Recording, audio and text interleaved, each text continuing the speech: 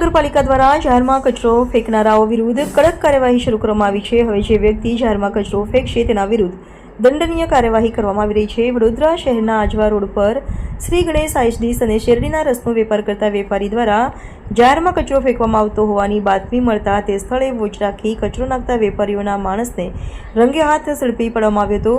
આજે આ વેપારીને ત્યાં વડોદરા મહાનગરપાલિકાના deputy municipal commissioner Suresh Tuvar, ward officer સહિતની ટીમને લઈને પહોંચ્યા હતા અને વેપારીને 10,000 રૂપિયાનો દંડ ફટકાર્યો હતો।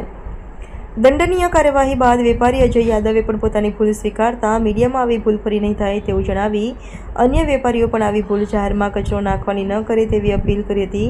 આ તબક્કે ડેપ્યુટી કમિશનર સુરેશ તુવેરે પણ પ્રતિક્રિયા આપી હતી।